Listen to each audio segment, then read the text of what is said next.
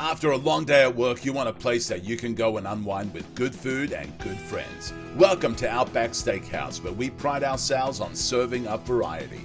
Choose from our entrees or belly up to the bar for a refreshing end to your day. Or just share our famous bloomin' onion and other savory appetizers before you cut into our signature steaks. Military service members and first responders, Outback has a 10% discount to thank you for your service. Come see us at Outback Steakhouse in 9 locations in Mississippi and Tennessee. Don't forget to let us know that Dark Horse Press sent you.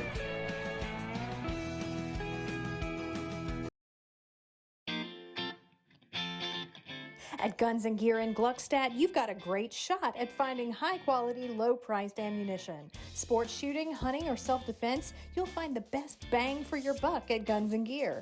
If you're looking for magazines or a gun bag or any other supplies or merchandise, we can help you with that too. That's why they call us Guns and Gear. You can also build your own AR-15 with one of our kits. Stop by at our store in Gluckstadt today. Let us know the Dark Horse Press sent you.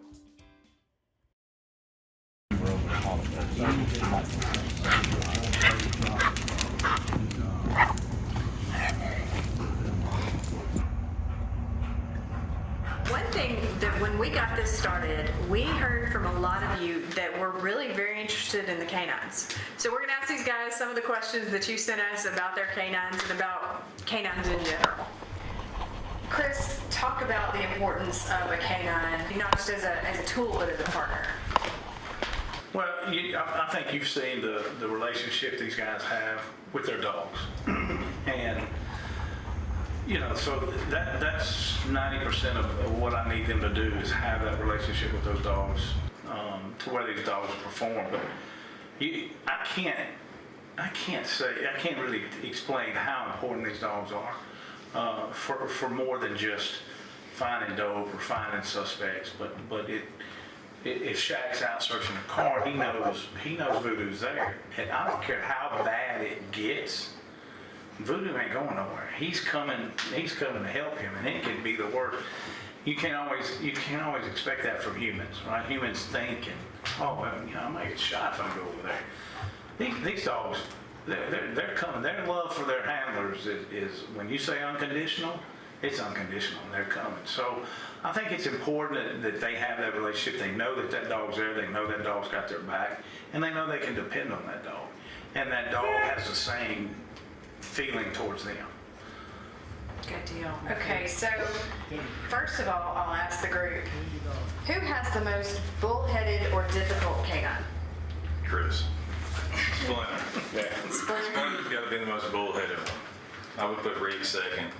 Splinter just misunderstood. So is Rick, but He's just misunderstood. He's not bullheaded. He's just, his elevator just doesn't go all the way to the top. Now, Chris, you've had Splinter for a long time. Talk about y'all's relationship. Splinter's an extremely high-driven dog. He's what we call proactive, and very, very high proactive. And that makes him a little hard to handle sometimes. When I first got him, people were scared to death of him, but everybody around here knows they can be around him. He's fine. He's social, but he just wants to work so bad he can't think. So it makes him a little different. Roscoe, my bomb dog, is really a little tougher to handle, a little harder to handle, just a little bit stronger dog. But then he's the one that's laid in the bed with my wife and my children and that kind of stuff. Splinter can't do it because Splinter can't stop. He can't turn off. He has to all the time. So Eat stuff. Yeah, he tears up everything. My truck, the first day I had it, he tore out the side airbags. Tore the mat. I'm talking about a mat that thick. He will shred into little pieces. So now it's a big joke at the shop that they finally splinter-proof my unit. So when I got my new truck, that was the first thing I said, we have to splinter-proof this thing from the start. So. Good deal. Now, Tony, Voodoo has never been anything but a sweetheart. Is he actually like that? Yeah, he's really good around people. He doesn't pay much attention to people, just in general. So if I let him out in here, and, he doesn't come to the come here puppy and all that. He just, he doesn't pay much attention. But he's good until I tell him not to be. And Rick actually behaved himself with those kids. He did. Yeah. He did. You touch my head. You good dude. You touch my head. How long does it take all to his train? mouth. How long does it take to train? Well, I made sure I put my hand over his mouth and make sure he couldn't try to do anything.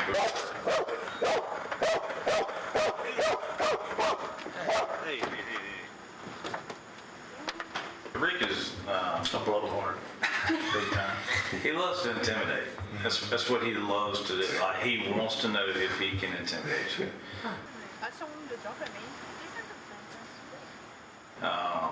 That's one of his biggest things. That he'll come up to you and he'll kind of circle you, come up, and he'll start growling, and he wants to know. Is this? I think one of the better things. Chris and Roger, from where we get them from.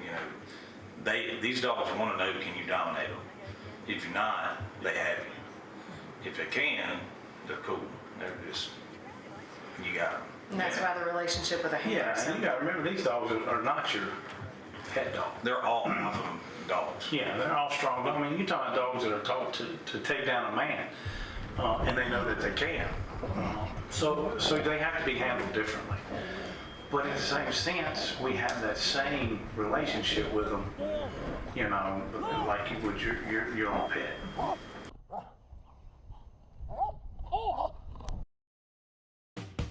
At Partridge Propane, winter is our favorite time of the year because we get to see more of you, our customers. Whether you just joined us or whether you've been with us for years, we look forward to making sure you stay warm when the cold weather comes in. We've got 5 offices in central Mississippi, so if you need propane, you are our priority, just like family, because that's what you are to us. Come see us at our locations in Florence, Forest, Utica, Kenton, and Choctaw. That's Partridge Propane, where our customers are our family.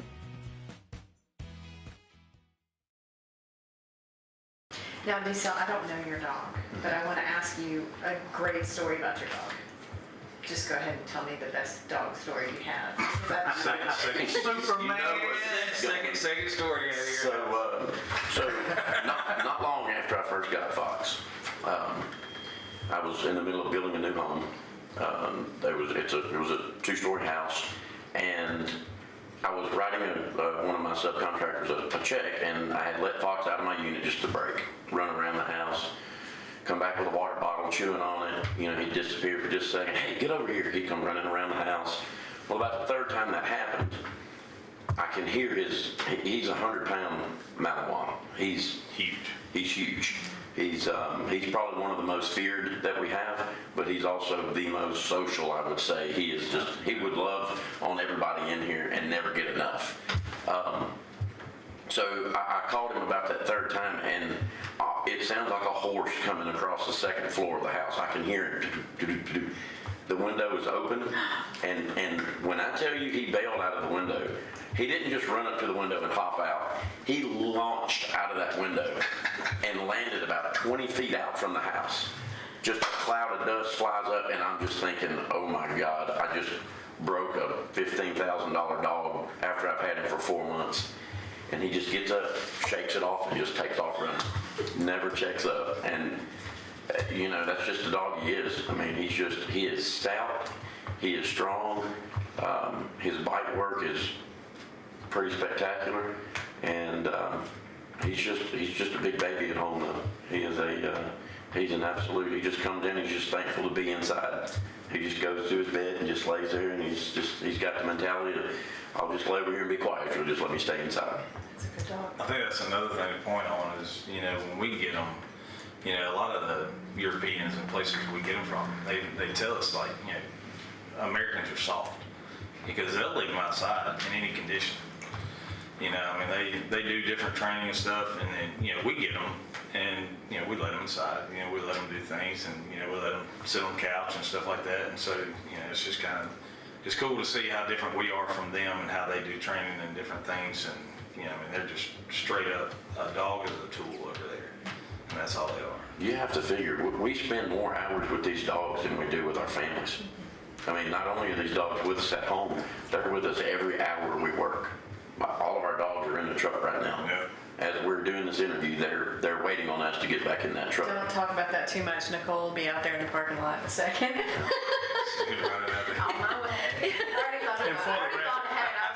when this is over. And for the record, every one of those vehicles has a monitor in it. Yes. So it monitors the temperature. So if the vehicle becomes hot, the windows roll down, The blue lights come on. and the horn and the siren go off. Yeah. It alerts us that something's wrong with the vehicle so we can get out there and tend to the dogs. Right. People, they don't understand. We get questions, why do y'all leave your vehicles running all day? You're wasting gas. Well, that dog has to have air conditioning, as bad as it sounds. We're not spoiling him. It's just a fact of the matter. A vehicle gets up to 140 degrees during the summertime if the vehicle's not running. So, yeah, we do waste a lot of gas, but it's just part of the job. And I've had people approach me and be mad because I'm leaving the dog in the car. Well, what if it gets hot in there? Well, if any agency I've ever worked at, if we were going to have a dog, that was one piece of equipment that had to happen. And I think we've seen through the years some K9s that have died in those cars, and it can be avoided. Absolutely. Well, so there's a lot of question about the training and that kind of thing. I think my favorite question out of those was, how do you guys pick the dogs? How do you know which one is your dog when you go, or, I don't know who, do you pick it for your guys, or do they? Well, what'll happen is when it's time to purchase a dog, I'll call down to US K9, Roger Apshire, and say, hey, look, this is what I need. And everybody's a little different. When we got a dog for West Shivers, I needed a dog that was pretty clear-headed, who could work in a situation with the U.S. Marshals, right? They can work in a stack and work in all that kind of stuff. With their dogs, like Decell's dog, when we got his, he said, hey, I have a brother to this dog. We went down and looked at him, tested him, said, hey, this is what we want. So he'll find the dogs. We'll go down there, test them, see if we, there has to be some chemistry there from the get-go. And then you go from there, because, for one dog, I may look at 8, 10, for one dog that we have, I may look at 8, 10 dogs, before we decide on one. So it's not like picking out a puppy because you like his ears. It's a whole different thing. No, in this line of work, it's pretty does.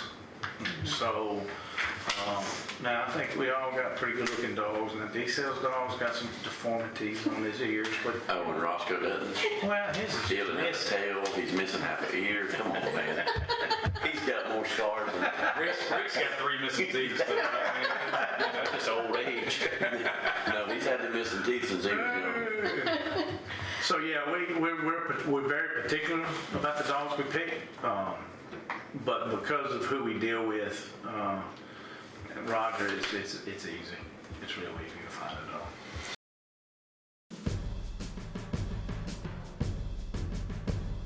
Hi, I'm Brett Connerly, president of Spartan Mosquito.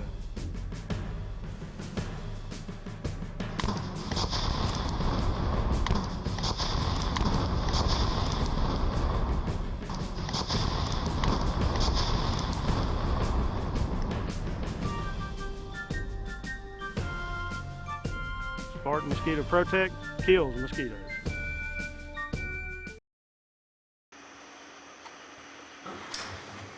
If your K9 is trained as a drug dog, which all y'all's are, at any point can they be retrained to do search or cadaver dog or anything like that, or are they drug dogs for life? Yeah, you're never going to get that out of them. I've seen people take drug dogs and try to turn them into explosive dogs, but the dogs never stop alerting on the drugs, and so that's not going to do you any good in an explosive situation. Then you clear a building because your dog alerted on a drawer and it's a bag of weed. Once they're trained in that, they're pretty much there. But in our cases, these dogs are going to work with these handlers until they retire. So there would be no swapping them over. But if you want a search and rescue dog, you don't need a dog that's been taught to bite, things like that. You want to stay away from that. Now, the other question that came in that same group of questions, is there an age limit, or can you, the question was, can you in fact teach old dogs new tricks? But how old, like what age can they work from and until? Depends on the dog. Depends on what they do. I think, probably Rick will probably last longer than some of the other dogs if they were the same age, due to the fact that, I don't have to get him out as much as, Voodoo, who tracks, bites, everything else. I use Rick strictly for narcotics, so he's not always having to jump out of the car and, take off running and, what's bad on their joints and, things of that nature. Voodoo may last, 13 years.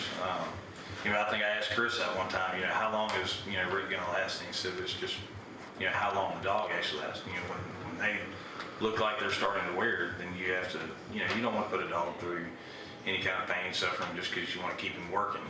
We want them there, but you have to think about them as well. So These dogs are all athletes. Some of them may be a professional golfer, some of them may be a professional football player.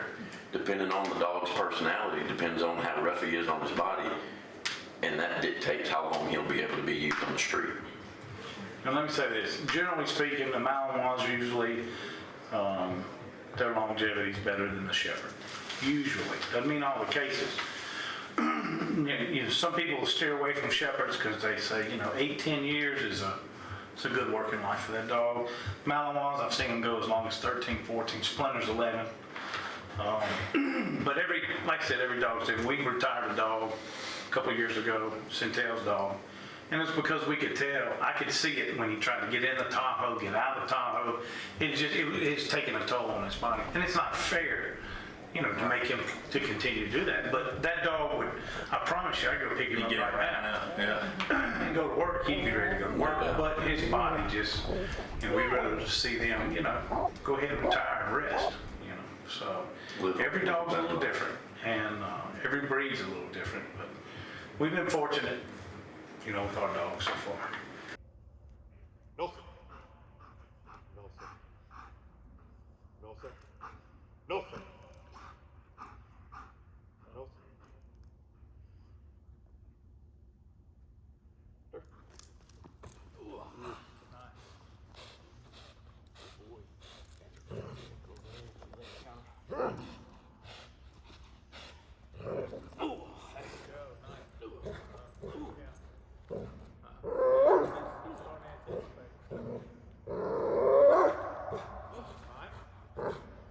Voodoo! Poof!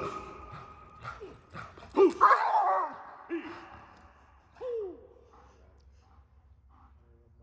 God almighty.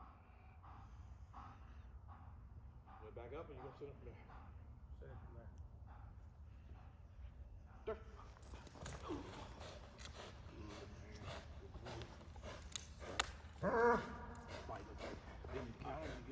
Look at it. I want you to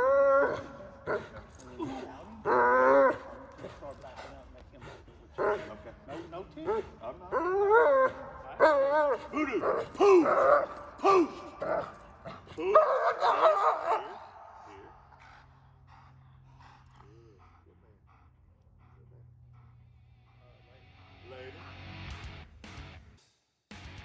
This episode of Frontlines brought to you by Outback Steakhouse, The Range at TGC Outdoors, Guns and Gear, Partridge Propane, Boondocks Firearms Training Academy, Spartan Mosquito, and People's Security.